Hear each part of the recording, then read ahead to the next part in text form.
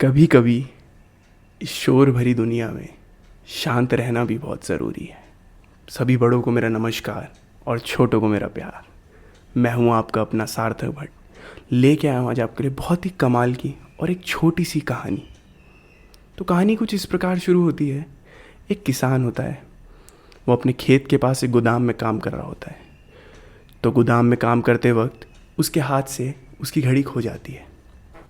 तो घड़ी खो जाती है तो वो बड़ा परेशान हो जाता है, क्योंकि वो घड़ी उसके पिताजी ने उसको एक आखिरी निशानी के तौर पे दी थी, एक उसके लिए उपहार था वो। तो बड़ा परेशान हो जाता है, तो गोदाम से बाहर आ जाता है और एक कोने में चुपचाप जाके बैठ जाता है। तो वो देखता है कि कुछ बच्चे खेल रहे होते हैं। तो वो उन बच्चों से बोलता है कि तुम क्या मेरी मदद करोगे मेरी घड़ी ढूंढने में। तो बच्चे बोलते हैं ठीक है, हम आपकी मदद करते हैं। तो बच्चे भी गोदाम के अंदर जाते हैं, घड़ी ढूंढते हैं, काफ़ी खोजते हैं, इधर उधर हड़बड़ाहट में काफ़ी ढूंढते हैं, पर उनको घड़ी मिलने में असफलता प्राप्त होती है।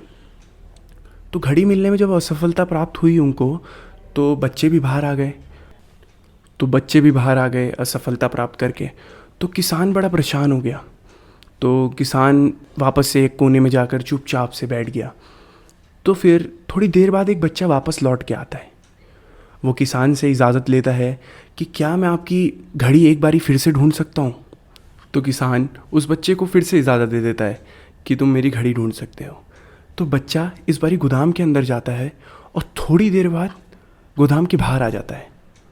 तो गोदाम के जब बाहर वो आ जाता है तो उसके हाथ में घड़ी होती है और वो किसान को वो घड़ी दे देता है।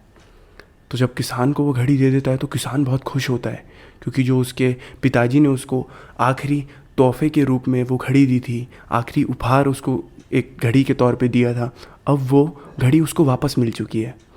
तो वो बच्चे को देखकर बड़ा ही मुस्कुराता है और बच्चे से पूछता है कि तुम्हें ये घड़ी कैसे मिली, कि हम लोगों ने भी ढूंढी पर हमें तो ये प्राप्त नहीं हुई।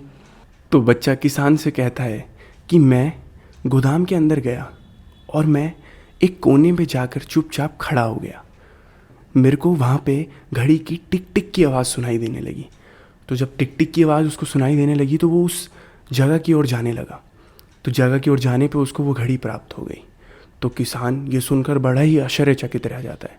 तो फिर किसान उस बच्चे को शाबाशी और एक इनाम देकर उसको वहाँ से जाने के लिए कहता है। तो बच्चा वापस बाहर जाके खेलने लगता है और किसान उस घड़ी को वापस पहन के बड़ा ही भावुक हो जाता है और वापस से अपने गोदाम में काम करने लगता है। तो इस कहानी से हमें यही शिक्षा मिलती है कि शांति हमारे मन और मस्तिष्क को एकाग्र करती है। हमें 2 मिनट पूरी इस दिन भर में मौन के लिए ज़रूर निकालना चाहिए, अन्यथा इस शोरगुल भरी ज़िंदगी में हम उलझ कर रह जाएंगे और ना हम अपने आप को जान पाएंगे, ना हम अपने मन को जान पाएंगे। और जब आँख खुलेगी तो हमें बड़ा पछतावा होगा कि हमने इस जीवन की दिशा को कैसे निर्धारित कर लिया। हम करना तो कुछ और चाहते थे और वास्तव में कर वो बैठे जो दुनिया हमसे कराना चाहती थी। मैं अपनी बोली को यहीं विराम देना चाहूँगा। सभी को बहुत बहुत धन्यवाद।